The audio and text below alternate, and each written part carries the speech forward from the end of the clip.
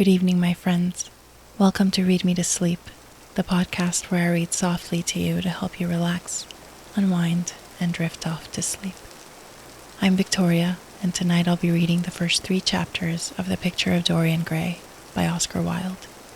The reading is followed by several hours of soothing background sounds to help you fall asleep and stay asleep.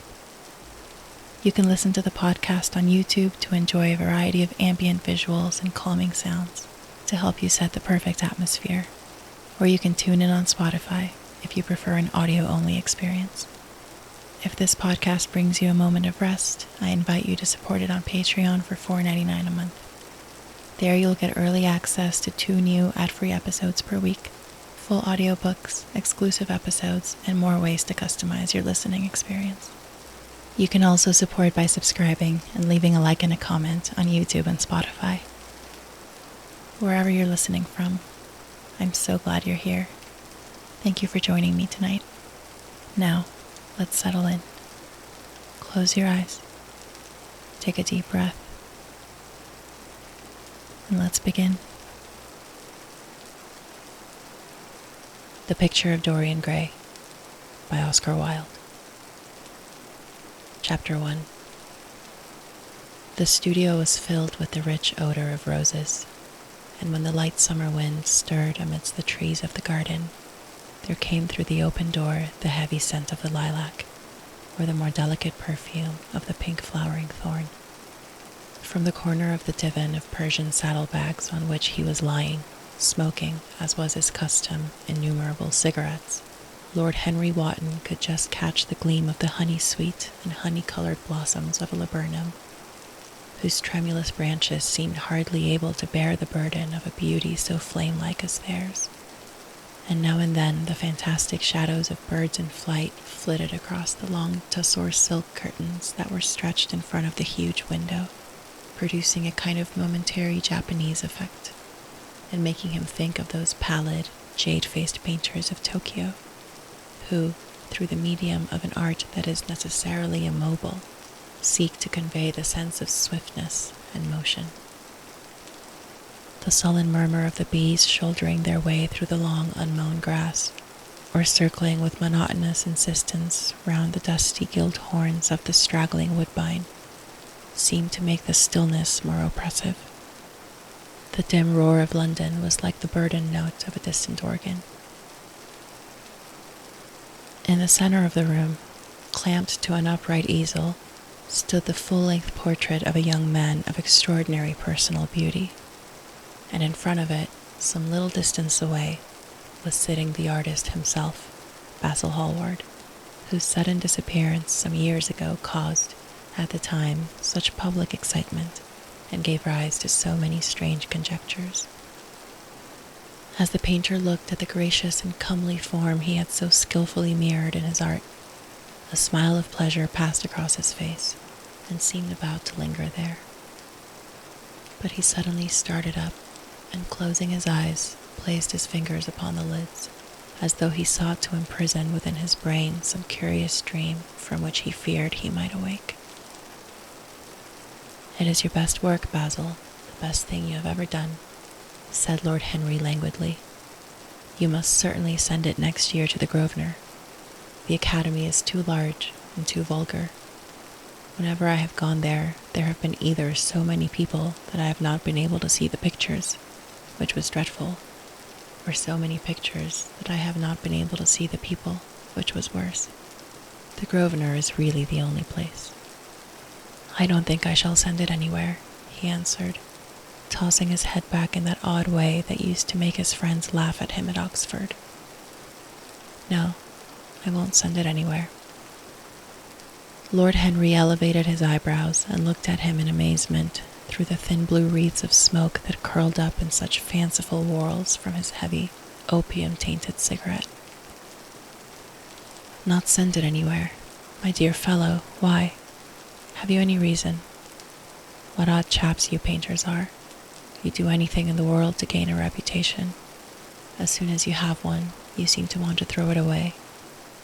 It is silly of you, for there is only one thing in the world worse than being talked about, and that is not being talked about.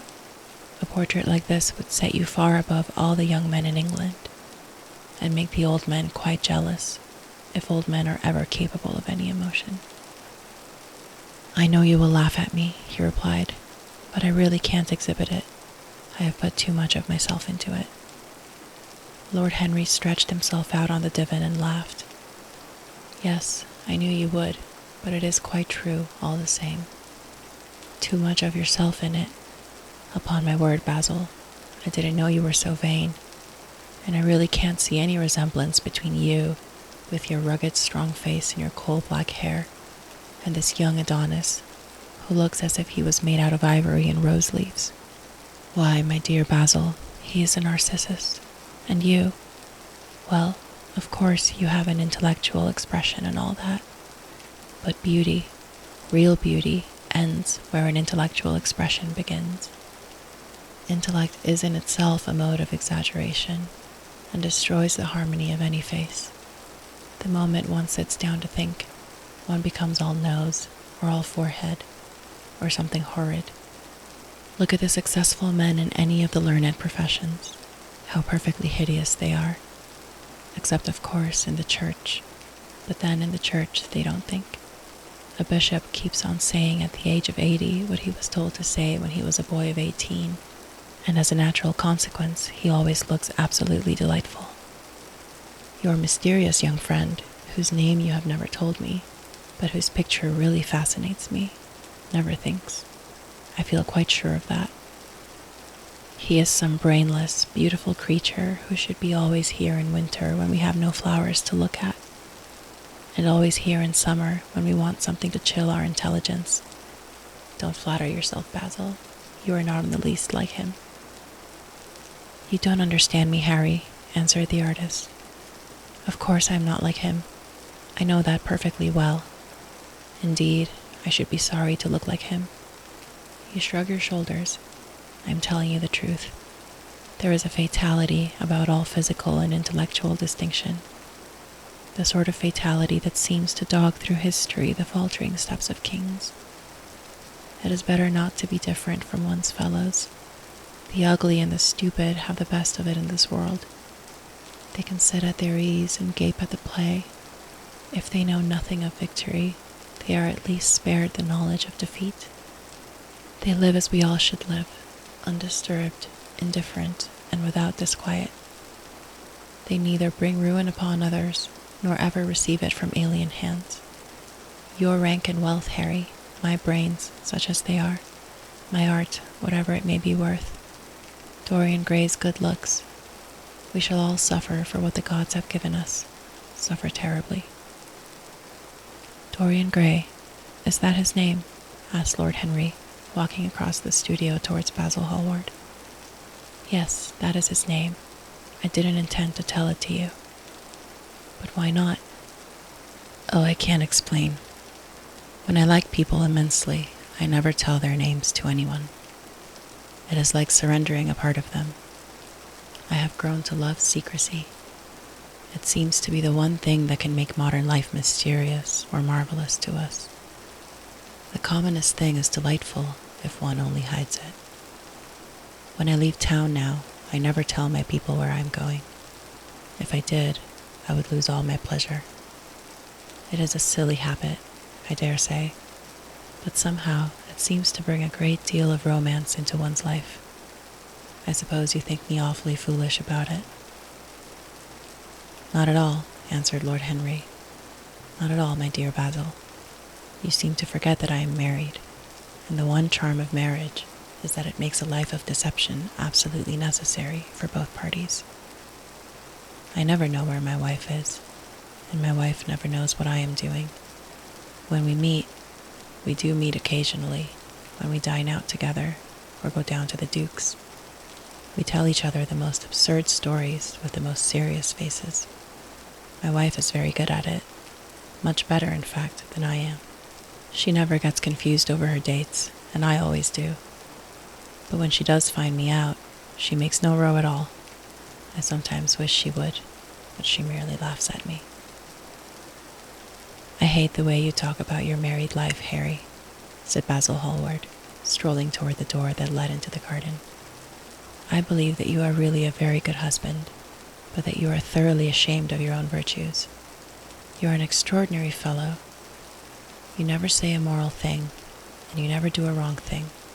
Your cynicism is simply a pose. Being natural is simply a pose, and the most irritating pose I know, cried Lord Henry, laughing. And the two young men went out into the garden together and ensconced themselves on a long bamboo seat that stood in the shade of a tall laurel bush. The sunlight slipped over the polished leaves. In the grass, white daisies were tremulous. After a pause, Lord Henry pulled out his watch. "I am afraid I must be going, Basil," he murmured. "And before I go, I insist on your answering a question I put to you some time ago." "What is that?" said the painter, keeping his eyes fixed on the ground. "You know quite well." "I do not, Harry." "Well, I will tell you what it is. I want you to explain to me why you won't exhibit Dorian Gray's picture. I want the real reason."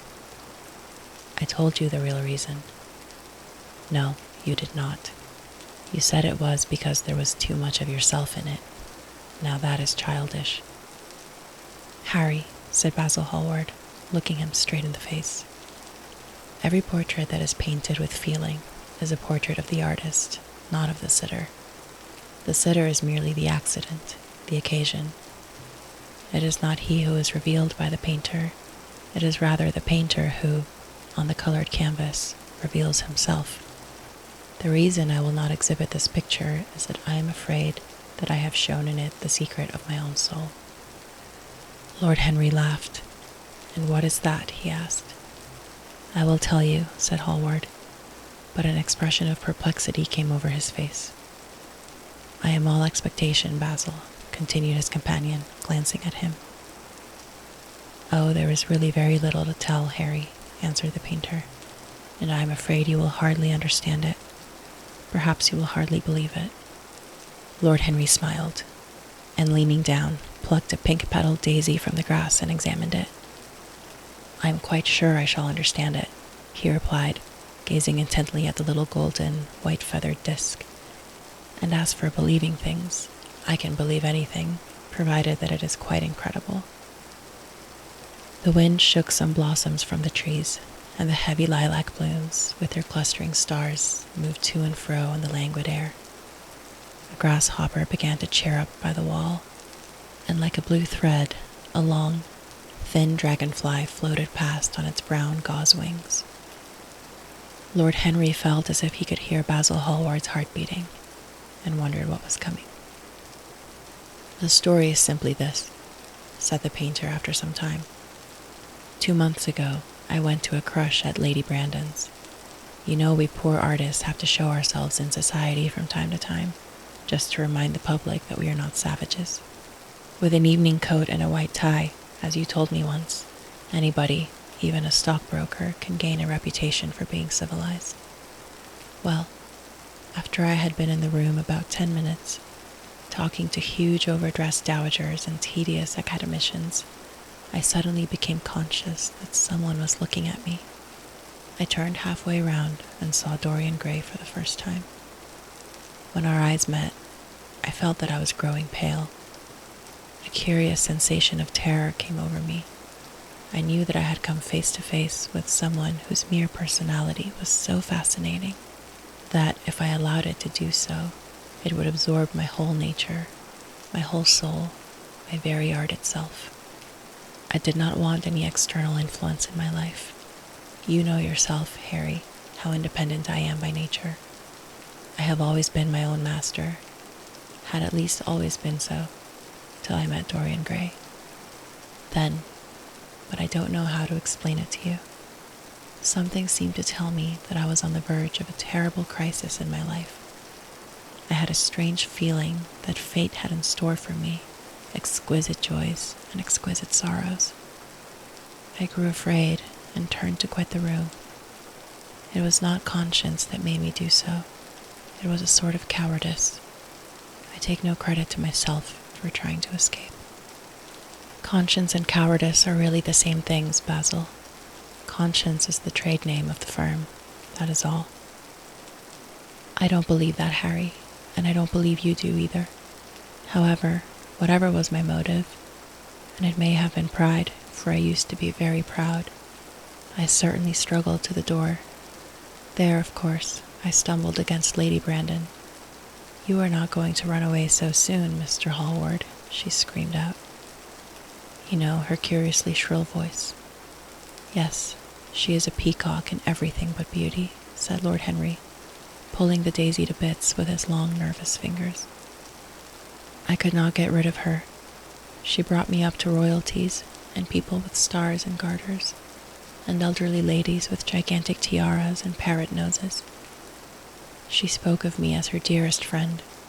I had only met her once before, but she took it into her head to lionize me. I believe some picture of mine had made a great success at the time, at least had been chattered about in the penny newspapers, which is the 19th century standard of immortality. Suddenly I found myself face to face with the young man whose personality had so strangely stirred me. We were quite close, almost touching. Our eyes met again. It was reckless of me, but I asked Lady Brandon to introduce me to him. Perhaps it was not so reckless after all. It was simply inevitable. We would have spoken to each other without any introduction. I am sure of that. Dorian told me so afterwards. He, too, felt that we were destined to know each other. "And how did Lady Brandon describe this wonderful young man?" asked his companion. "I know she goes in for giving a rapid précis of all her guests. I remember her bringing me up to a truculent and red-faced old gentleman covered all over with orders and ribbons, and hissing into my ear, in a tragic whisper which must have been perfectly audible to everybody in the room, the most astounding details.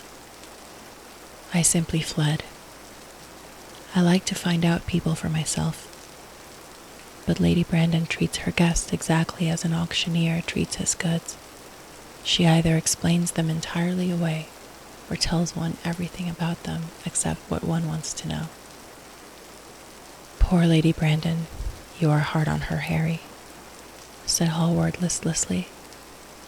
"My dear fellow, she tried to found a salon, and only succeeded in opening a restaurant. How could I admire her? But tell me, what does she say about Mr. Dorian Gray?" "Oh, something like, 'Charming boy, poor dear mother and I absolutely inseparable. Quite forget what he does. Afraid he doesn't do anything. Oh yes, plays the piano. Or is it the violin, dear Mr. Gray?'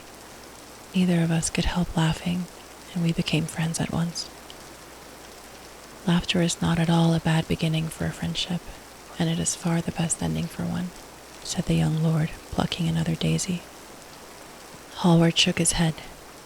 "You don't understand what friendship is, Harry," he murmured, "or what enmity is, for that matter. You like everyone, that is to say, you are indifferent to everyone." "How horribly unjust of you," cried Lord Henry, tilting his hat back and looking up at the little clouds that, like raveled skeins of glossy white silk, were drifting across the hollow turquoise of the summer sky. "Yes, horribly unjust of you. I make a great difference between people. I choose my friends for their good looks, my acquaintances for their good characters, and my enemies for their good intellects. A man cannot be too careful in the choice of his enemies. I have not got one who is a fool. They are all men of some intellectual power, and consequently they all appreciate me. Is that very vain of me? I think it is rather vain." "I should think it was, Harry, but according to your category, I must be merely an acquaintance." "My dear old Basil, you are much more than an acquaintance, and much less than a friend, a sort of brother, I suppose." "Oh, brothers. I don't care for brothers. My elder brother won't die, and my younger brothers seem never to do anything else." "Harry," exclaimed Hallward, frowning. "My dear fellow, I am not quite serious, but I can't help detesting my relations. I suppose it comes from the fact that none of us can stand other people having the same faults as ourselves. I quite sympathize with the rage of the English democracy against what they call the vices of the upper orders. The masses feel that drunkenness, stupidity, and immorality should be their own special property, and that if any one of us makes an ass of himself, he is poaching on their preserves. When poor Southwark got into the divorce court, their indignation was quite magnificent. And yet I don't suppose that 10% of the proletariat live correctly. I don't agree with a single word that you have said, and what is more, Harry, I feel sure you don't either. Lord Henry stroked his pointed brown beard and tapped the toe of his patent leather boot with a tasseled ebony cane. How English you are, Basil. That is the second time you have made that observation. If one puts forward an idea to a true Englishman, always a rash thing to do, he never dreams of considering whether the idea is right or wrong. The only thing he considers of any importance is whether one believes it oneself. Now, the value of an idea has nothing whatsoever to do with the sincerity of the man who expresses it. Indeed, the probabilities are that the more insincere the man is, the more purely intellectual will the idea be, as in that case it will not be colored by either his wants, his desires, or his prejudices. However, I don't propose to discuss politics, sociology, or metaphysics with you. I like persons better than principles, and I like persons with no principles better than anything else in the world. Tell me more about Mr. Dorian Gray. How often do you see him? Every day. I couldn't be happy if I didn't see him every day. He is absolutely necessary to me. How extraordinary. I thought you would never care for anything but your art. He is all my art to me now, said the painter gravely. I sometimes think, Harry, that there are only two eras of any importance in the world's history. The first is the appearance of a new medium for art, and the second is the appearance of a new personality for art also. What the invention of oil painting was to the Venetians, the face of Antinous was to late Greek sculpture, and the face of Dorian Gray will someday be to me. It is not merely that I paint from him, draw from him, sketch from him. Of course I have done all that, but he is much more to me than a model or a sitter. I won't tell you that I am dissatisfied with what I have done of him, or that his beauty is such that art cannot express it. There is nothing that art cannot express, and I know that the work I have done since I met Dorian Gray is good work, is the best work of my life. But in some curious way, I wonder will you understand me? His personality has suggested to me an entirely new manner in art, an entirely new mode of style. I see things differently. I think of them differently. I can now recreate life in a way that was hidden from me before. A dream of form in days of thought. Who is it who says that? I forget. But it is what Dorian Gray has been to me. The merely visible presence of this lad, for he seems to me little more than a lad, though he is really over 20. His merely visible presence. Ah, I wonder, can you realize all that that means? Unconsciously, he defines for me the lines of a fresh school, a school that is to have in it all the passion of the romantic spirit, all the perfection of the spirit that is Greek, the harmony of soul and body, how much that is. We in our madness have separated the two, and have invented a realism that is vulgar, an ideality that is void. Harry, if you only knew what Dorian Gray is to me. You remember that landscape of mine, for which Agnew offered me such a huge price, but which I would not part with. It is one of the best things I have ever done.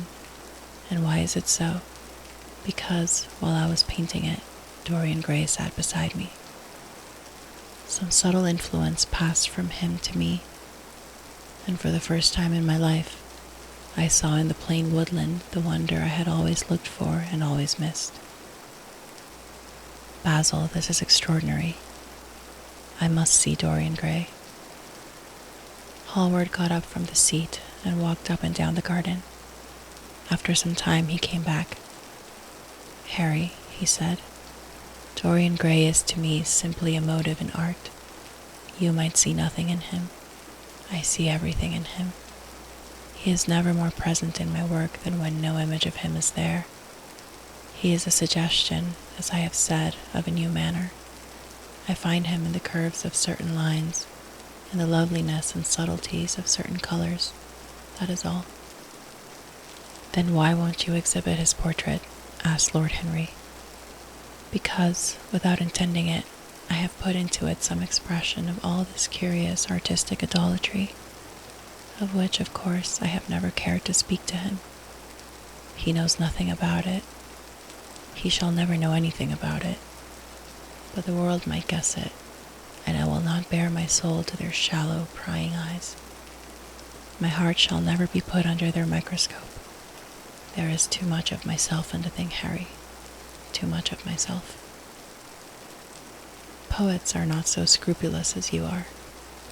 They know how useful passion is for publication. Nowadays a broken heart will run to many editions." "I hate them for it," cried Hallward. "An artist should create beautiful things, but should put nothing of his own life into them.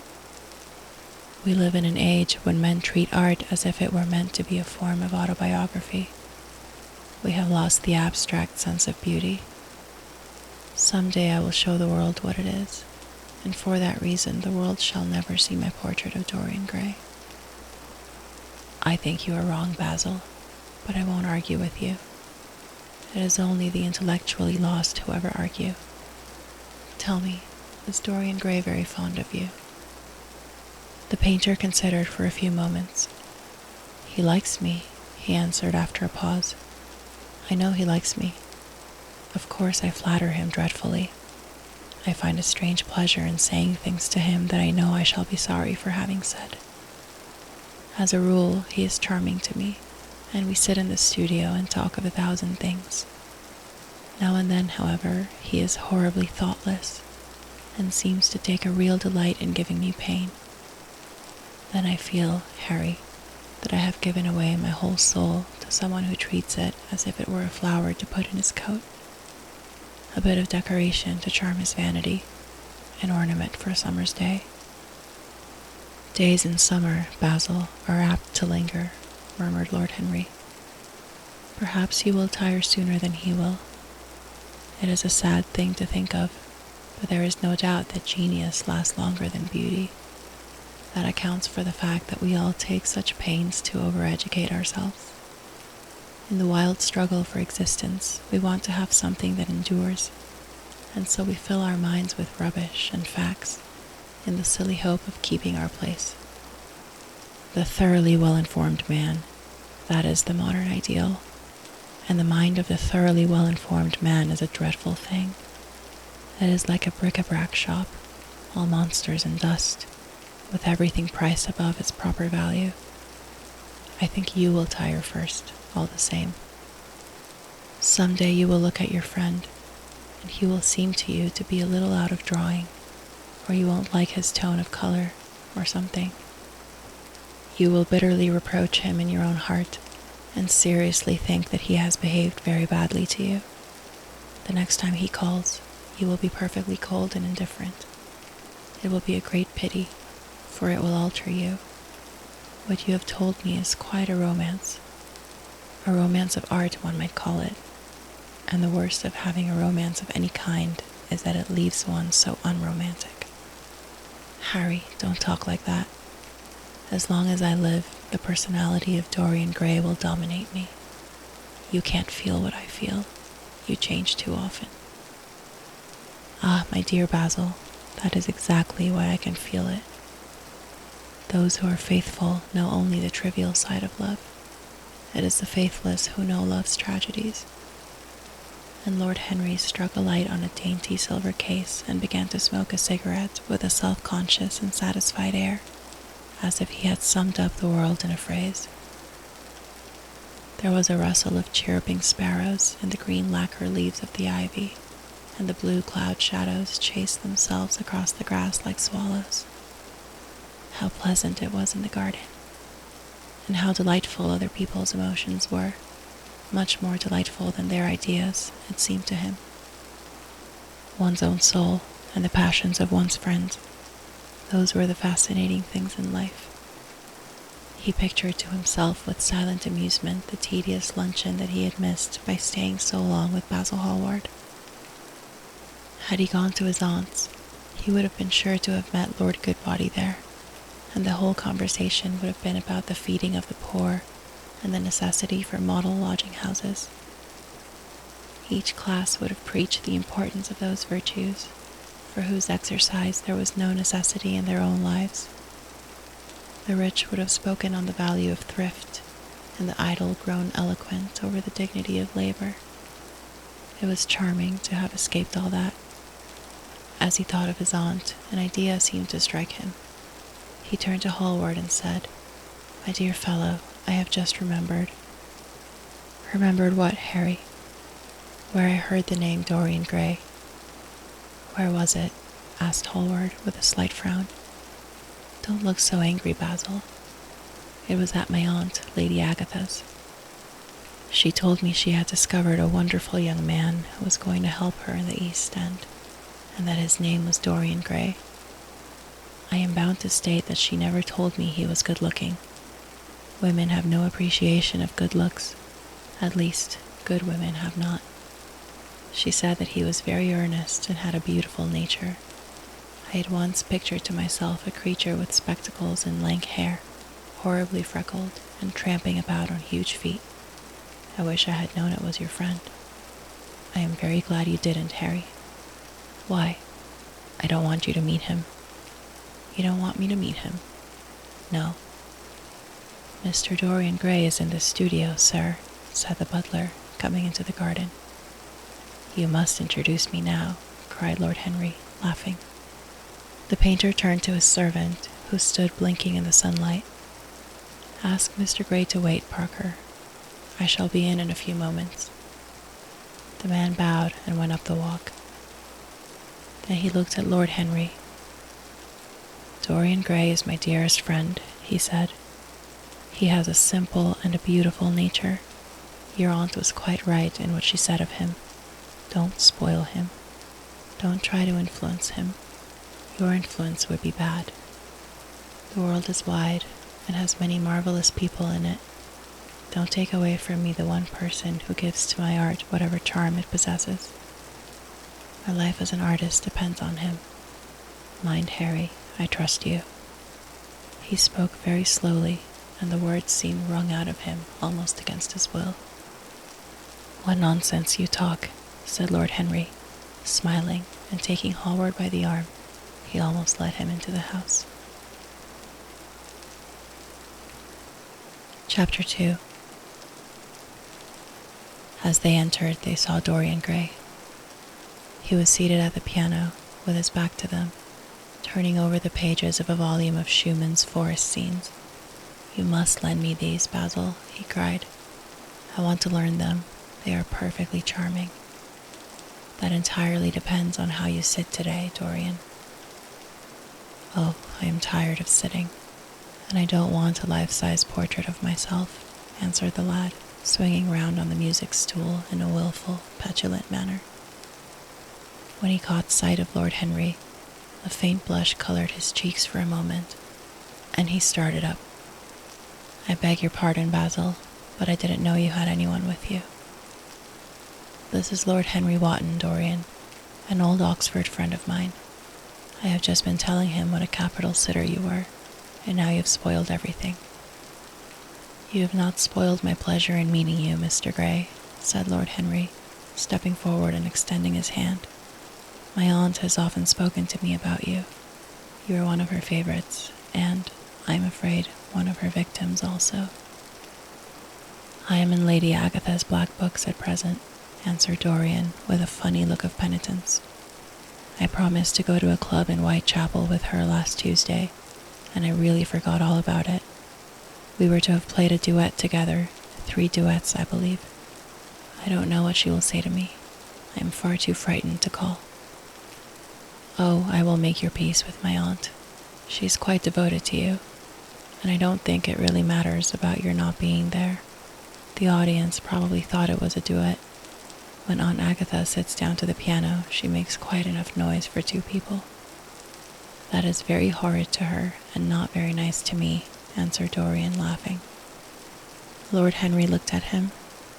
Yes, he was certainly wonderfully handsome, with his finely curved scarlet lips, his frank blue eyes, his crisp gold hair.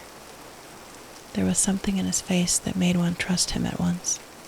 All the candor of youth was there, as well as all youth's passionate purity. One felt that he had kept himself unspotted from the world. No wonder Basil Hallward worshipped him. You are too charming to go in for philanthropy, Mr. Gray. Far too charming. And Lord Henry flung himself down on the divan and opened his cigarette case. The painter had been busy mixing his colors and getting his brushes ready.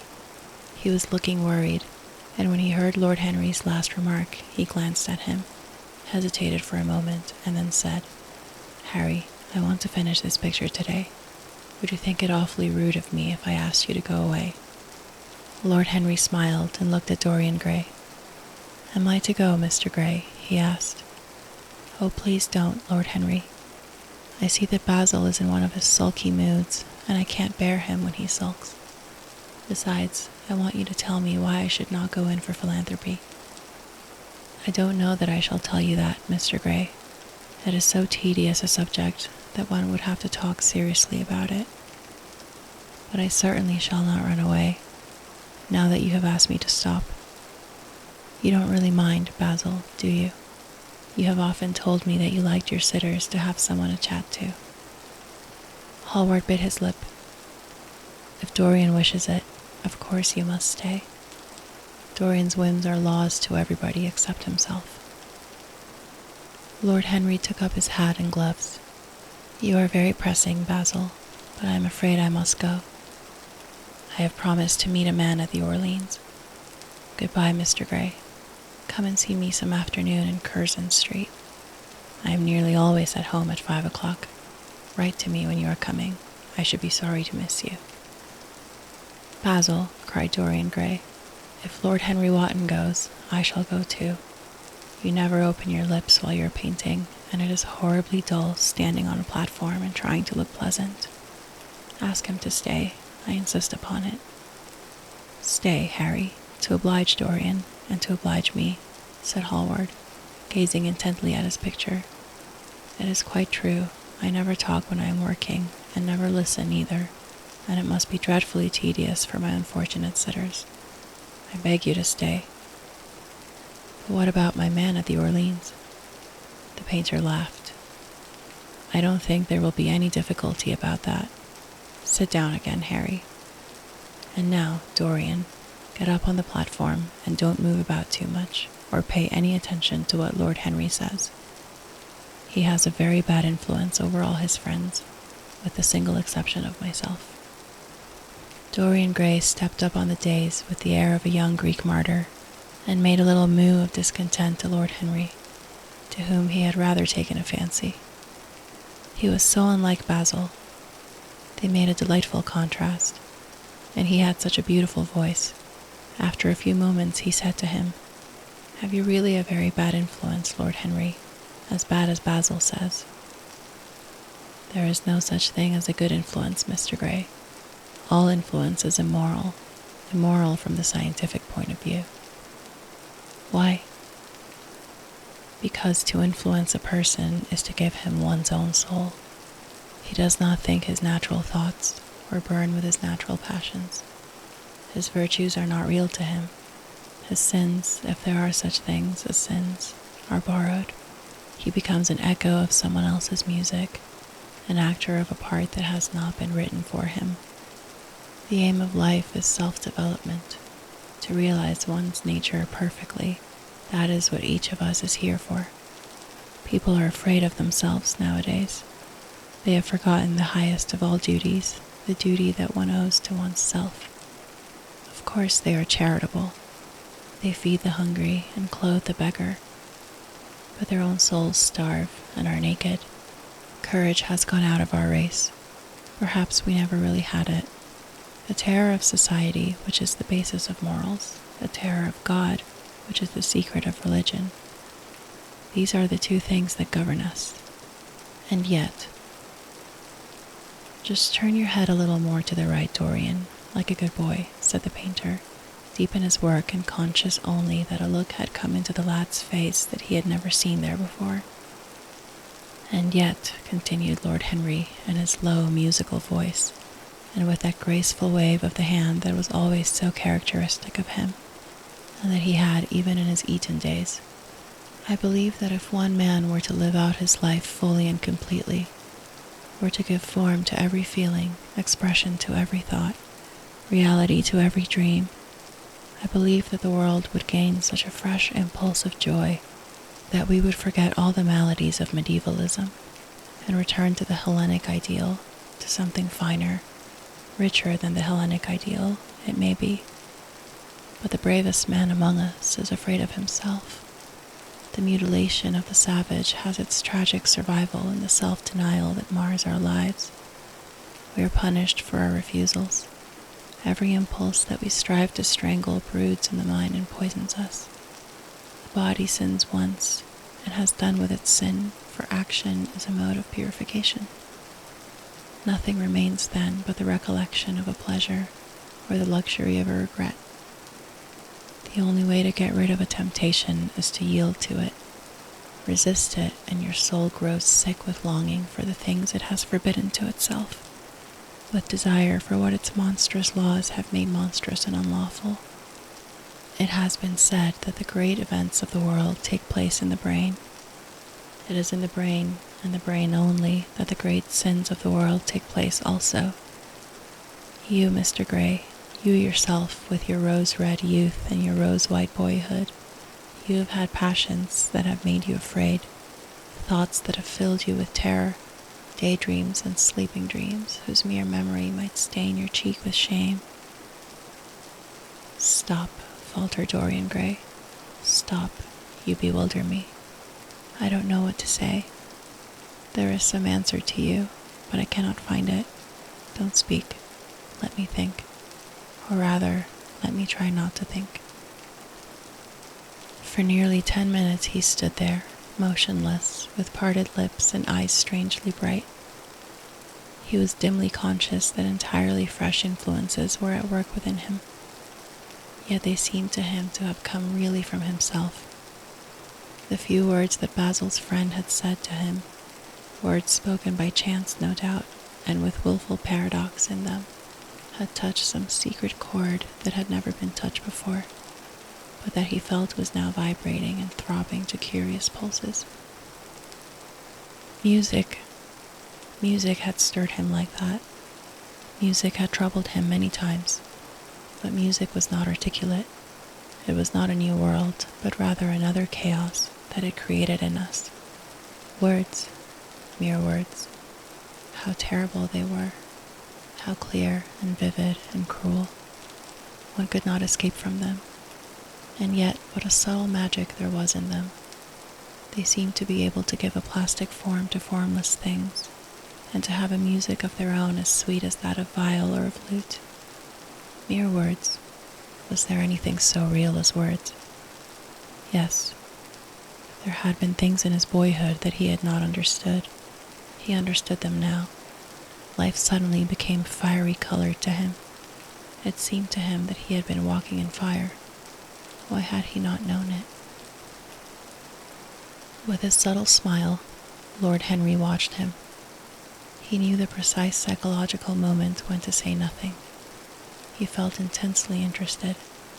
He was amazed at the sudden impression that his words had produced, and, remembering a book that he had read when he was 16, a book which had revealed to him much that he had not known before, he wondered whether Dorian Gray was passing through a similar experience.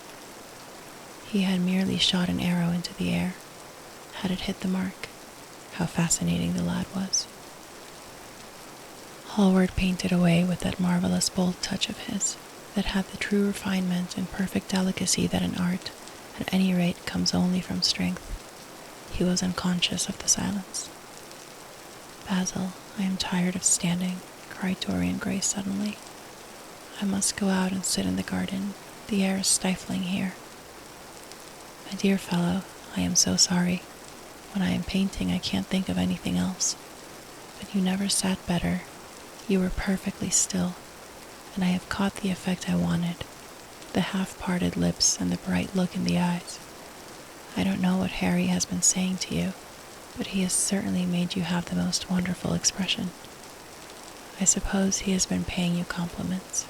You mustn't believe a word that he says. He has certainly not been paying me compliments. Perhaps that is the reason that I don't believe anything he has told me.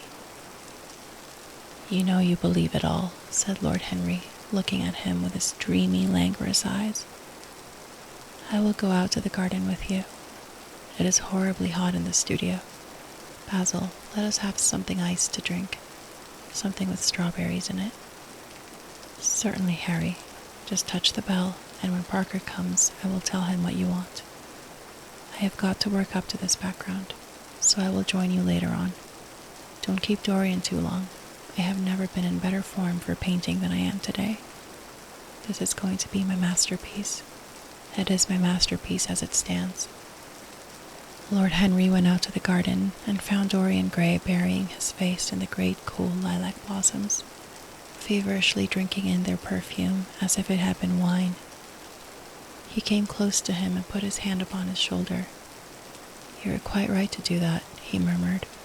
"Nothing can cure the soul but the senses, just as nothing can cure the senses but the soul." The lad started and drew back. He was bareheaded, and the leaves had tossed his rebellious curls and tangled all their gilded threads. There was a look of fear in his eyes, such as people have when they are suddenly awakened. His finely chiseled nostrils quivered, and some hidden nerve shook the scarlet of his lips and left them trembling. "Yes," continued Lord Henry, "that is one of the great secrets of life, to cure the soul by means of the senses, and the senses by means of the soul. You are a wonderful creation. You know more than you think you know, just as you know less than you want to know." Dorian Gray frowned and turned his head away. He could not help liking the tall, graceful young man who was standing by him. His romantic, olive-colored face and worn expression interested him. There was something in his low, languid voice that was absolutely fascinating. His cool, white, flower-like hands, even, had a curious charm. They moved as he spoke, like music, and seemed to have a language of their own. But he felt afraid of him, and ashamed of being afraid. Why had it been left for a stranger to reveal him to himself? He had known Basil Hallward for months, but the friendship between them had never altered him. Suddenly there had come someone across his life who seemed to have disclosed to him life's mystery. And yet, what was there to be afraid of? He was not a schoolboy or a girl. It was absurd to be frightened. "Let us go and sit in the shade," said Lord Henry. "Parker has brought out the drinks, and if you stay any longer in this glare, you will be quite spoiled, and Basil will never paint you again. You really must not allow yourself to become sunburnt. It would be unbecoming." "What can it matter?" cried Dorian Gray, laughing, as he sat down on the seat at the end of the garden. "It should matter everything to you, Mr. Gray." "Why?" "Because you have the most marvelous youth, and youth is the one thing worth having." "I don't feel that, Lord Henry." "No, you don't feel it now. Some day, when you are old and wrinkled and ugly, when thought has seared your forehead with its lines, and passion branded your lips with its hideous fires, you will feel it. You will feel it terribly. Now, wherever you go, you charm the world. Will it always be so? You have a wonderfully beautiful face, Mr. Gray. Don't frown. You have. And beauty is a form of genius, is higher, indeed, than genius, as it needs no explanation.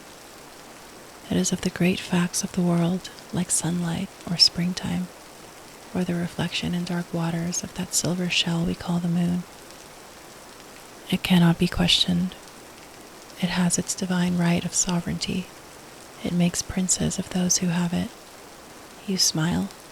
Ah, when you have lost it, you won't smile. People say sometimes that beauty is only superficial. That may be so, but at least it is not so superficial as thought is. To me, beauty is the wonder of wonders. It is only shallow people who do not judge by appearances. The true mystery of the world is the visible, not the invisible. Yes, Mr. Gray, the gods have been good to you, but what the gods give they quickly take away. You have only a few years in which to live really, perfectly, and fully. When your youth goes, your beauty will go with it, and then you will suddenly discover that there are no triumphs left for you, or have to content yourself with those mean triumphs that the memory of your past will make more bitter than defeats. Every month as it wanes brings you nearer to something dreadful. Time is jealous of you, and wars against your lilies and your roses. You will become sallow and hollow-cheeked and dull-eyed. You will suffer horribly. Ah, realize your youth while you have it. Don't squander the gold of your days, listening to the tedious, trying to improve the hopeless failure, or giving away your life to the ignorant, the common, and the vulgar. These are the sickly aims, the false ideals of our age. Live.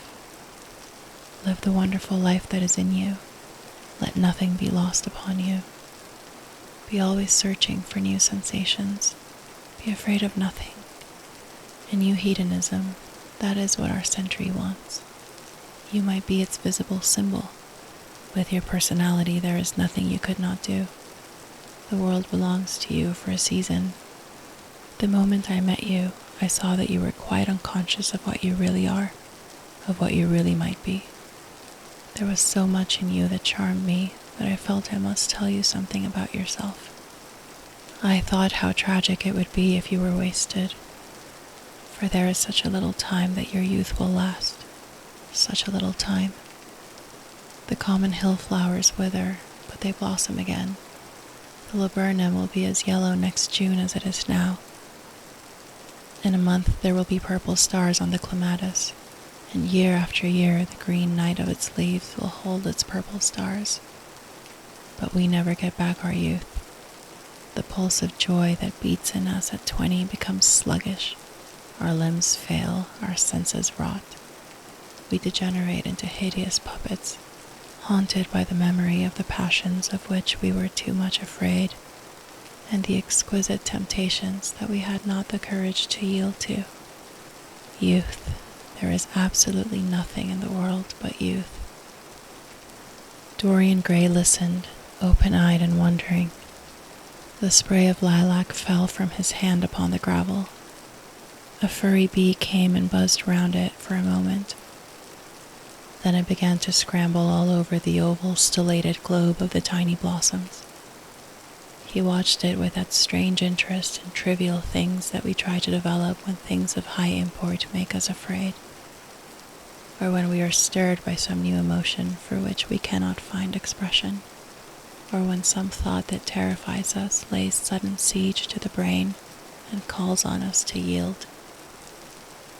After a time the bee flew away. He saw it creeping into the stained trumpet of a Tyrian convolvulus. The flower seemed to quiver, and then swayed gently to and fro. Suddenly the painter appeared at the door of the studio and made staccato signs for them to come in. They turned to each other and smiled. "I am waiting," he cried. "Do come in. The light is quite perfect, and you can bring your drinks." They rose up and sauntered down the walk together. 2 green and white butterflies fluttered past them, and in the pear tree at the corner of the garden a thrush began to sing. "You are glad you have met me, Mr. Gray," said Lord Henry, looking at him. "Yes, I am glad now. I wonder, shall I always be glad?" "Always. That is a dreadful word. It makes me shudder when I hear it. Women are so fond of using it. They spoil every romance by trying to make it last forever. It is a meaningless word, too. The only difference between a caprice and a lifelong passion is that the caprice lasts a little longer. As they entered the studio, Dorian Gray put his hand upon Lord Henry's arm. "In that case, let our friendship be a caprice," he murmured, flushing at his own boldness, then stepped up on the platform and resumed his pose. Lord Henry flung himself into a large wicker armchair and watched him. The sweep and dash of the brush on the canvas made the only sound that broke the stillness, except when, now and then, Hallward stepped back to look at his work from a distance. In the slanting beams that streamed through the open doorway, the dust danced and was golden. The heavy scent of the roses seemed to brood over everything. After about a quarter of an hour, Hallward stopped painting, looked for a long time at Dorian Gray, and then for a long time at the picture, biting the end of one of his huge brushes and frowning. "It is quite finished," he cried at last, and stooping down, he wrote his name in long vermilion letters on the left-hand corner of the canvas. Lord Henry came over and examined the picture.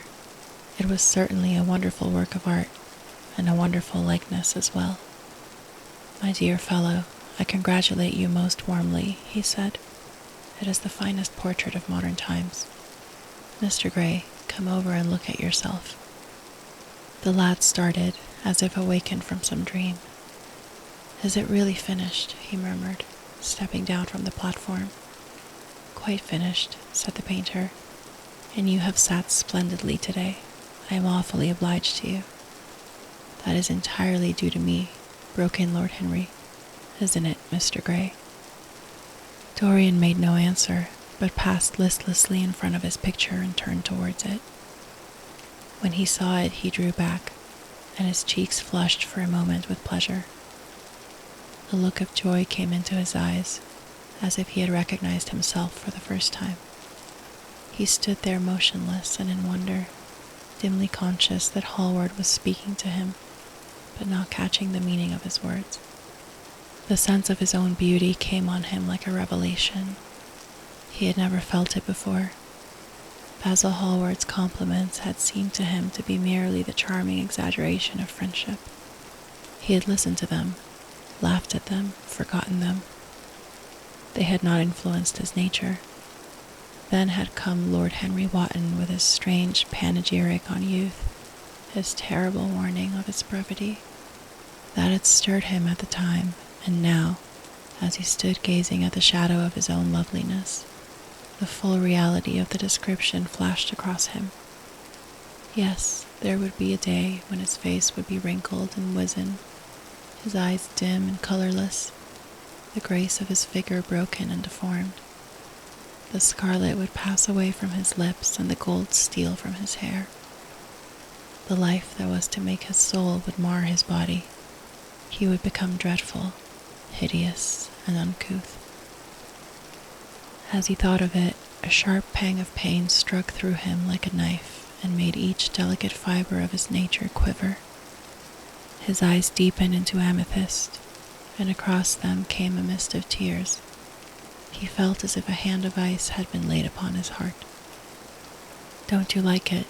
cried Hallward at last, stung a little by the lad's silence, not understanding what it meant. "Of course he likes it," said Lord Henry. "Who wouldn't like it? It is one of the greatest things in modern art.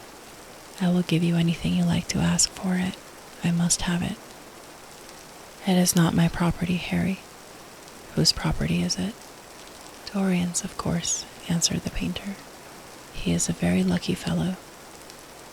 "How sad it is," murmured Dorian Gray with his eyes still fixed upon his own portrait. "How sad it is. I shall grow old and horrible and dreadful, but this picture will remain always young. It will never be older than this particular day of June. If it were only the other way, if it were I who was to be always young, and the picture that was to grow old, for that I would give everything. Yes, there is nothing in the whole world I would not give. I would give my soul for that." "You would hardly care for such an arrangement, Basil," cried Lord Henry, laughing. It would be rather hard lines on your work. I should object very strongly, Harry, said Hallward. Dorian Gray turned and looked at him. I believe you would, Basil. You like your art better than your friends. I am no more to you than a green bronze figure. Hardly as much, I dare say. The painter stared in amazement. It was so unlike Dorian to speak like that. What had happened? He seemed quite angry. His face was flushed and his cheeks burning. Yes, he continued, I am less to you than your ivory Hermes or your silver fawn. You will like them always. How long will you like me? Till I have my first wrinkle, I suppose. I know now that when one loses one's good looks, whatever they may be, one loses everything. Your picture has taught me that. Lord Henry Wotton is perfectly right. Youth is the only thing worth having. When I find that I am growing old, I shall kill myself. Hallward turned pale and caught his hand. Dorian, he cried, don't talk like that. I have never had such a friend as you, and I shall never have such another. You are not jealous of material things, are you? You who are finer than any of them. I am jealous of everything whose beauty does not die. I am jealous of the portrait you have painted of me. Why should it keep what I must lose? Every moment that passes takes something from me and gives something to it. Oh, if it were only the other way. If the picture could change and I could be always what I am now. Why did you paint it? It will mock me some day, mock me horribly. The hot tears welled into his eyes. He tore his hand away, and flinging himself on the divan, he buried his face in the cushions as though he was praying. This is your doing, Harry, said the painter bitterly. Lord Henry shrugged his shoulders. It is the real Dorian Gray, that is all. It is not. If it is not, what have I to do with it? You should have gone away when I asked you, he muttered. I stayed when you asked me, was Lord Henry's answer. Harry, I can't quarrel with my two best friends at once, but between you both, you have made me hate the finest piece of work I have ever done, and I will destroy it. What is it but canvas and color? I will not let it come across our 3 lives and mar them. Dorian Gray lifted his golden head from the pillow, and with pallid face and tear-stained eyes looked at him as he walked over to the deal painting table that was set beneath the high curtained window. What was he doing there? His fingers were straying about among the litter of tin tubes and dry brushes, seeking for something. Yes, it was for the long palette knife, with its thin blade and lithe steel. He had found it at last. He was going to rip up the canvas. With a stifled sob, the lad leapt from the couch, and rushing over to Hallward, tore the knife out of his hand and flung it to the end of the studio. Don't, Basil, don't, he cried. It would be murder. I am glad you appreciate my work at last, Dorian, said the painter coldly when he had recovered from his surprise. I never thought you would. Appreciate it? I am in love with it, Basil. It is part of myself. I feel that. Well, as soon as you are dry, you shall be varnished and framed and sent home. Then you can do what you like with yourself. And he walked across the room and rang the bell for tea. You will have tea, of course, Dorian, and so will you, Harry. Or do you object to such simple pleasures? I adore simple pleasures, said Lord Henry. They are the last refuge of the complex. But I don't like scenes, except on the stage. What absurd fellows you are, both of you. I wonder who it was to find man as a rational animal. It was the most premature definition ever given. Man is many things, but he is not rational. I am glad he is not, after all, though I wish you chaps would not squabble over the picture. You had much better let me have it, Basil. This silly boy doesn't really want it, and I really do. If you let anyone have it but me, Basil, I shall never forgive you, cried Dorian Gray, and I don't allow people to call me a silly boy. You know the picture is yours, Dorian. I gave it to you before it existed. And you know you have been a little silly, Mr. Gray, and that you don't really object to being reminded that you are extremely young. I should have objected very strongly this morning, Lord Henry. Ah, this morning. You have lived since then. There came a knock at the door, and the butler entered with a laden tea tray and set it down upon a small Japanese table. There was a rattle of cups and saucers and the hissing of a fluted Georgian urn. 2 globe-shaped china dishes were brought in by a page. Dorian Gray went over and poured out the tea. The 2 men sauntered languidly to the table and examined what was under the covers. "Let us go to the theater tonight," said Lord Henry. "There is sure to be something on, somewhere. I have promised to dine at White's, but it is only with an old friend, so I can send him a wire to say that I am ill, or that I am prevented from coming in consequence of a subsequent engagement. I think that would be a rather nice excuse. It would have all the surprise of candor." "It is such a bore putting on one's dress clothes," muttered Hallward. "And when one has them on, they are so horrid." "Yes," answered Lord Henry dreamily. "The costume of the 19th century is detestable. It is so somber, so depressing. Sin is the only real color element left in modern life. You really must not say things like that before Dorian, Harry." "Before which Dorian? The one who is pouring out tea for us, or the one in the picture?" "Before either." "I should like to come to the theater with you, Lord Henry," said the lad. "Then you shall come. And you will come too, Basil, won't you?" "I can't, really. I would sooner not. I have a lot of work to do." "Well then, you and I will go alone, Mr. Gray." "I should like that awfully." The painter bit his lip and walked over, cup in hand, to the picture. "I shall stay with the real Dorian," he said sadly. "Is it the real Dorian?" cried the original of the portrait, strolling across to him. "Am I really like that?" "Yes, you are just like that. How wonderful, Basil. At least you are like it in appearance, but it will never alter," sighed Hallward. "That is something." "What a fuss people make about fidelity," exclaimed Lord Henry. "Why, even in love it is purely a question for physiology. It has nothing to do with our own will. Young men want to be faithful and are not. Old men want to be faithless and cannot. That is all one can say." "Don't go to the theater tonight, Dorian," said Hallward. "Stop and dine with me." "I can't, Basil." "Why?" "Because I have promised Lord Henry Wotton to go with him. He won't like you the better for keeping your promises.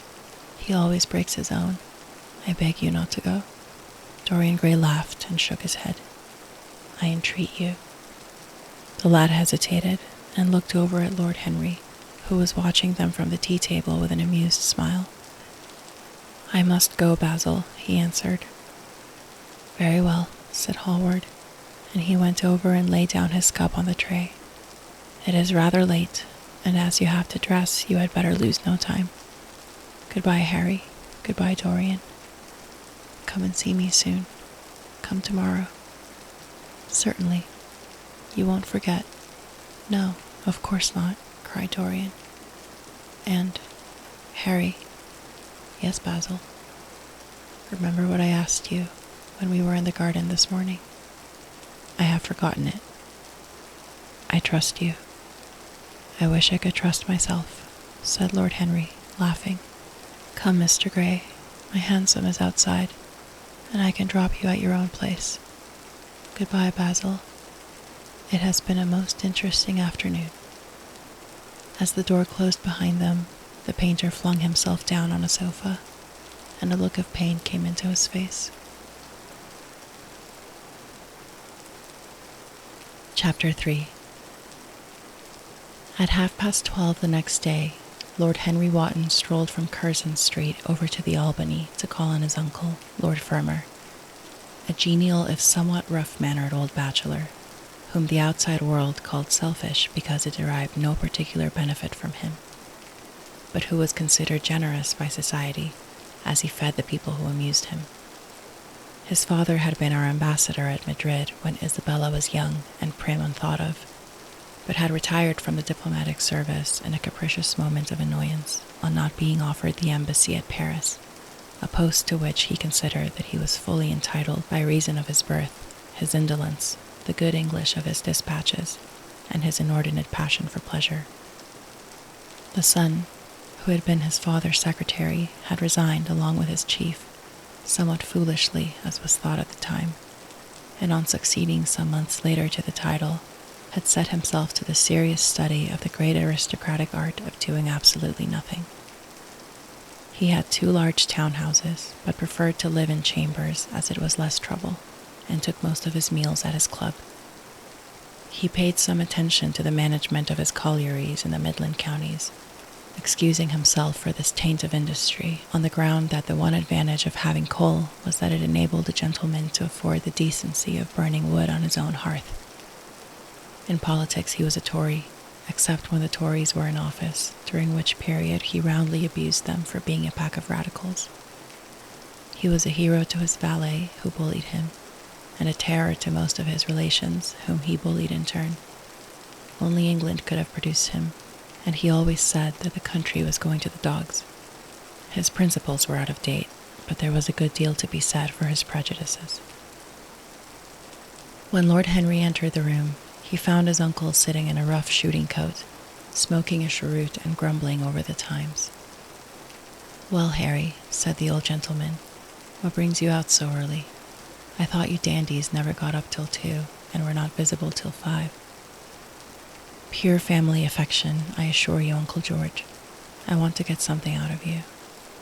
"Money, I suppose," said Lord Fermor, making a wry face. "Well, sit down and tell me all about it. Young people nowadays imagine that money is everything." "Yes," murmured Lord Henry, settling his buttonhole in his coat. "And when they grow older they know it. But I don't want money. It is only people who pay their bills who want that, Uncle George, and I never pay mine. Credit is the capital of a younger son, and one lives charmingly upon it. Besides, I always deal with Dartmoor's tradesmen, and consequently they never bother me. What I want is information. Not useful information, of course. Useless information. Well, I can tell you anything that is in an English blue book, Harry. Although those fellows nowadays write a lot of nonsense. When I was in the diplomatic, things were much better. But I hear they let them in now by examination. What can you expect? Examinations, sir, are pure humbug from beginning to end. If a man is a gentleman, he knows quite enough. And if he is not a gentleman, whatever he knows is bad for him." "Mr. Dorian Gray does not belong to blue books, Uncle George," said Lord Henry languidly. "Mr. Dorian Gray, who is he?" asked Lord Fermor, knitting his bushy white eyebrows. "This is what I have come to learn, Uncle George. Or rather, I know who he is. He is the last Lord Kelso's grandson. His mother was a Devereux, Lady Margaret Devereux. I want you to tell me about his mother. What was she like? Whom did she marry? You have known nearly everybody in your time, so you might have known her. I am very much interested in Mr. Gray at present. I have only just met him." "Kelso's grandson," echoed the old gentleman. "Kelso's grandson, of course. I knew his mother intimately. I believe I was at her christening. She was an extraordinarily beautiful girl, Margaret Devereux, and made all the men frantic by running away with a penniless young fellow, a mere nobody, sir, a subaltern in a foot regiment, or something of that kind. Certainly, I remember the whole thing as if it happened yesterday. The poor chap was killed in a duel at Spa a few months after the marriage. There was an ugly story about it. They said Kelso got some rascally adventurer, some Belgian brute, to insult his son-in-law in public. Paid him, sir, to do it, paid him. And that the fellow spitted his man as if he had been a pigeon. The thing was hushed up, but egad, Kelso ate his chop alone at the club for some time afterwards. He brought his daughter back with him, I was told, and she never spoke to him again. Oh yes, it was a bad business. The girl died too, died within a year. So she left a son, did she? I had forgotten that. What sort of boy is he? If he's like his mother, he must be a good-looking chap. He is very good-looking, assented Lord Henry. I hope he will fall into proper hands, continued the old man. He should have a pot of money waiting for him, if Kelso did the right thing by him. His mother had money, too. All the Selby property came to her, through her grandfather. Her grandfather hated Kelso, thought him a mean dog. He was, too. Came to Madrid once when I was there. Egad, I was ashamed of him. The Queen used to ask me about the English noble who was always quarreling with the cabmen about their fares. They made quite a story of it. I didn't dare show my face at court for a month. I hope he treated his grandson better than he did the Jarvies. I don't know, answered Lord Henry. I fancy that the boy will be well off. He is not of age yet. He has Selby, I know. He told me so. And his mother was very beautiful? Margaret Devereux was one of the loveliest creatures I ever saw, Harry. What on earth induced her to behave as she did, I never could understand. She could have married anybody she chose. Carlington was mad after her. She was romantic, though. All the women of that family were. The men were a poor lot, but egad, the women were wonderful. Carlington went on his knees to her, told me so himself. She laughed at him, and there wasn't a girl in London at the time who wasn't after him. And by the way, Harry, talking about silly marriages, what is this humbug your father tells me about Dartmoor wanting to marry an American? Ain't English girls good enough for him? It is rather fashionable to marry Americans just now, Uncle George. I'll back English women against the world, Harry, said Lord Fermor, striking the table with his fist. The betting is on the Americans. They don't last, I am told, muttered his uncle. A long engagement exhausts them, but they are capital at a steeplechase. They take things flying. I don't think Dartmoor has a chance. Who are her people? Grumbled the old gentleman. Has she got any? Lord Henry shook his head. American girls are as clever at concealing their parents as English women are at concealing their past, he said, rising to go. They are pork packers, I suppose. I hope so, Uncle George, for Dartmoor's sake. I am told that pork packing is the most lucrative profession in America, after politics. Is she pretty? She behaves as if she was beautiful. Most American women do. It is the secret of their charm. Why can't these American women stay in their own country? They're always telling us that it is the paradise for women. It is. That is the reason why, like Eve, they are so excessively anxious to get out of it, said Lord Henry. Goodbye, Uncle George. I shall be late for lunch if I stop any longer. Thanks for giving me the information I wanted. I always like to know everything about my new friends and nothing about my old ones. Where are you lunching, Harry? At Aunt Agatha's. I have asked myself and Mr. Gray. He is her latest protégé. Tell your Aunt Agatha, Harry, not to bother me any more with her charity appeals. I am sick of them. Why, the good woman thinks that I have nothing to do but to write checks for her silly fads.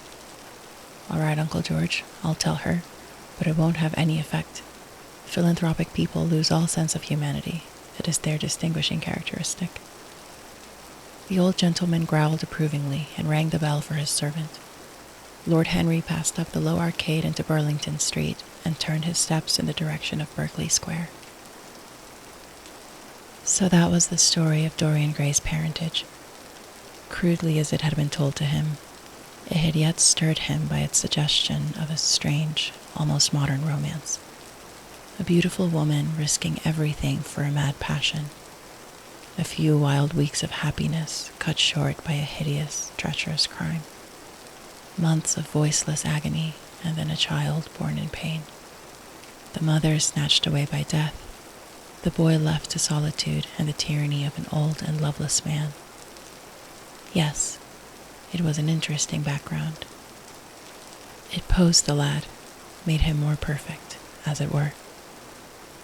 Behind every exquisite thing that existed, there was something tragic. Worlds had to be in travail, that the meanest flower might blow. And how charming he had been at dinner the night before, as with startled eyes and lips parted in frightened pleasure, he had sat opposite to him at the club, the red candle shades staining to a richer rose the wakening wonder of his face. Talking to him was like playing upon an exquisite violin. He answered to every touch and thrill of the bow. There was something terribly enthralling in the exercise of influence.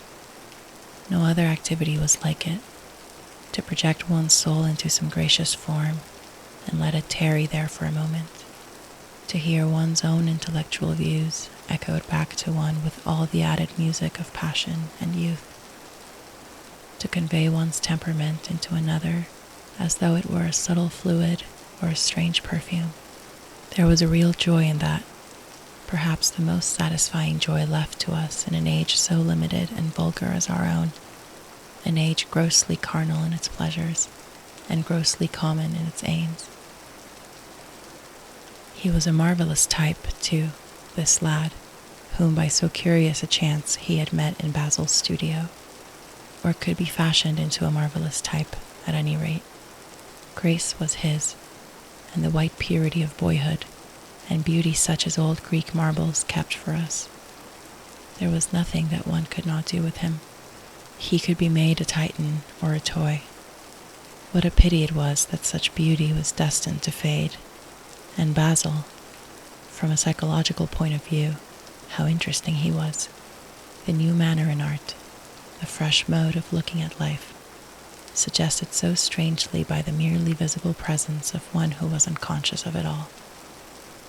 The silent spirit that dwelt in dim woodland and walked unseen in open field, suddenly showing herself, dryad-like and not afraid, because in his soul who sought for her there had been wakened that wonderful vision, to which alone are wonderful things revealed, the mere shapes and patterns of things becoming, as it were, refined, and gaining a kind of symbolical value, as though they were themselves patterns of some other and more perfect form, whose shadow they made real. How strange it all was. He remembered something like it in history. Was it not Plato, that artist in thought, who had first analyzed it? Was it not Buonarroti who had carved it in the colored marbles of a sonnet sequence? But in our own century, it was strange. Yes, he would try to be to Dorian Gray what, without knowing it, the lad was to the painter who had fashioned the wonderful portrait. He would seek to dominate him, had already, indeed, half done so. He would make that wonderful spirit his own. There was something fascinating in this son of love and death. Suddenly he stopped and glanced up at the houses. He found that he had passed his aunt's some distance, and smiling to himself, turned back. When he entered the somewhat somber hall, the butler told him that they had gone in to lunch. He gave one of the footmen his hat and stick, and passed into the dining room. "Late as usual, Harry," cried his aunt, shaking her head at him. He invented a facile excuse, and having taken the vacant seat next to her, looked round to see who was there. Dorian bowed to him shyly from the end of the table, a flush of pleasure stealing into his cheek. Opposite was the Duchess of Harley, a lady of admirable good nature and good temper, much liked by everyone who knew her, and of those ample architectural proportions that in women who are not duchesses are described by contemporary historians as stoutness. Next to her sat, on her right, Sir Thomas Burton, a radical member of Parliament, who followed his leader in public life and in private life followed the best cooks, dining with the Tories and thinking with the Liberals, in accordance with a wise and well-known rule. The post on her left was occupied by Mr. Erskine of Treadley, an old gentleman of considerable charm and culture, who had fallen, however, into bad habits of silence, having, as he explained once to Lady Agatha, said everything that he had to say before he was 30. His own neighbor was Mrs. Vandeleur, one of his aunt's oldest friends, a perfect saint amongst women, but so dreadfully dowdy that she reminded one of a badly bound hymn book. Fortunately for him, she had on the other side Lord Faudel, a most intelligent middle-aged mediocrity, as bald as a ministerial statement in the House of Commons, with whom she was conversing in that intensely earnest manner, which is the one unpardonable error, as he remarked once himself, that all really good people fall into, and from which none of them ever quite escape. "We are talking about poor Dartmoor, Lord Henry," cried the Duchess, nodding pleasantly to him across the table. "Do you think he will really marry this fascinating young person?" "I believe she has made up her mind to propose to him, Duchess." "How dreadful!" exclaimed Lady Agatha. "Really, someone should interfere." "I am told, on excellent authority, that her father keeps an American dry goods store," said Sir Thomas Burden, looking supercilious. "My uncle has already suggested pork packing, Sir Thomas." "Dry goods? What are American dry goods?" asked the Duchess, raising her large hands in wonder and accentuating the verb. "American novels," answered Lord Henry, helping himself to some quail. The Duchess looked puzzled. "Don't mind him, my dear," whispered Lady Agatha. "He never means anything that he says." "When America was discovered," said the Radical member, and he began to give some wearisome facts. Like all people who try to exhaust a subject, he exhausted his listeners. The Duchess sighed and exercised her privilege of interruption. "I wish to goodness it never had been discovered at all," she exclaimed. "Really, our girls have no chance nowadays. It is most unfair. Perhaps, after all, America never has been discovered," said Mr. Erskine. "I myself would say that it had merely been detected." "Oh, but I have seen specimens of the inhabitants," answered the Duchess vaguely. "I must confess that most of them are extremely pretty, and they dress well too. They get all their dresses in Paris. I wish I could afford to do the same." "They say that when good Americans die, they go to Paris," chuckled Sir Thomas, who had a large wardrobe of humorous cast-off clothes. "Really? And where do bad Americans go to when they die?" inquired the Duchess. "They go to America," murmured Lord Henry. Sir Thomas frowned. "I am afraid that your nephew is prejudiced against that great country," he said to Lady Agatha. "I have traveled all over it in cars provided by the directors, who in such matters are extremely civil. I assure you that it is an education to visit it." "But must we really see Chicago in order to be educated?" asked Mr. Erskine plaintively. "I don't feel up to the journey." Sir Thomas waved his hand. "Mr. Erskine of Treadley has the world on his shelves. We practical men like to see things, not to read about them. The Americans are an extremely interesting people. They are absolutely reasonable. I think that is their distinguishing characteristic. Yes, Mr. Erskine, an absolutely reasonable people. I assure you there is no nonsense about the Americans." "How dreadful," cried Lord Henry. "I can stand brute force, but brute reason is quite unbearable. There is something unfair about its use. It is hitting below the intellect." "I do not understand you," said Sir Thomas, growing rather red. "I do, Lord Henry," murmured Mr. Erskine with a smile. "Paradoxes are all very well in their way," rejoined the baronet. "Was that a paradox?" asked Mr. Erskine. "I did not think so. Perhaps it was. Well, the way of paradoxes is the way of truth. To test reality, we must see it on the tightrope. When the verities become acrobats, we can judge them."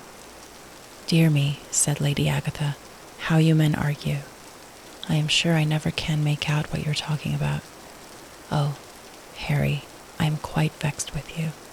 Why do you try to persuade our nice Mr. Dorian Gray to give up the East End? I assure you he would be quite invaluable. They would love his playing." "I want him to play to me," cried Lord Henry, smiling, and he looked down the table and caught a bright answering glance. "But they are so unhappy in Whitechapel," continued Lady Agatha. "I can sympathize with everything except suffering," said Lord Henry, shrugging his shoulders. "I cannot sympathize with that. It is too ugly, too horrible, too distressing. There is something terribly morbid in the modern sympathy with pain. One should sympathize with the color, the beauty, the joy of life. The less said about life's source, the better. Still, the East End is a very important problem, remarked Sir Thomas with a grave shake of the head. Quite so, answered the young lord. It is the problem of slavery, and we try to solve it by amusing the slaves. The politician looked at him keenly. What change do you propose, then? He asked. Lord Henry laughed. I don't desire to change anything in England except the weather, he answered. I am quite content with philosophic contemplation. But, as the 19th century has gone bankrupt through an over-expenditure of sympathy, I would suggest that we should appeal to science to put us straight. The advantage of the emotions is that they lead us astray, and the advantage of science is that it is not emotional. But we have such grave responsibilities, ventured Mrs. Vandeleur timidly. Terribly grave, echoed Lady Agatha. Lord Henry looked over at Mr. Erskine. Humanity takes itself too seriously. It is the world's original sin. If the caveman had known how to laugh, his story would have been different. You are really very comforting, warbled the Duchess. I have always felt rather guilty when I came to see your dear aunt, for I take no interest at all in the East End. For the future I shall be able to look her in the face without a blush. A blush is very becoming, Duchess, remarked Lord Henry. Only when one is young, she answered. When an old woman like myself blushes, it is a very bad sign. Ah, Lord Henry, I wish you would tell me how to become young again. He thought for a moment. Can you remember any great error that you committed in your early days, Duchess? He asked, looking at her across the table. A great many, I fear, she cried. Then commit them over again, he said gravely. To get back one's youth, one has merely to repeat one's follies. A delightful theory, she exclaimed. I must put it into practice. A dangerous theory came from Sir Thomas's tight lips. Lady Agatha shook her head, but could not help being amused. Mr. Erskine listened. Yes, he continued, that is one of the great secrets of life. Nowadays most people die of a sort of creeping common sense, and discover when it is too late that the only things one never regrets are one's mistakes. A laugh ran round the table. He played with the idea and grew willful, tossed it into the air and transformed it, let it escape and recaptured it, made it iridescent with fancy and winged it with paradox. The praise of folly, as he went on, soared into a philosophy, and philosophy herself became young, and catching the mad music of pleasure, wearing, one might fancy, her wine-stained robe and wreath of ivy, danced like a bacchante over the hills of life, and mocked the slow Silenus for being sober. Facts fled before her like frightened forest things. Her white feet trod the huge press at which wise Omar sits, till the seething grape juice rose round her bare limbs in waves of purple bubbles, or crawled in red foam over the vat's black, dripping, sloping sides. It was an extraordinary improvisation.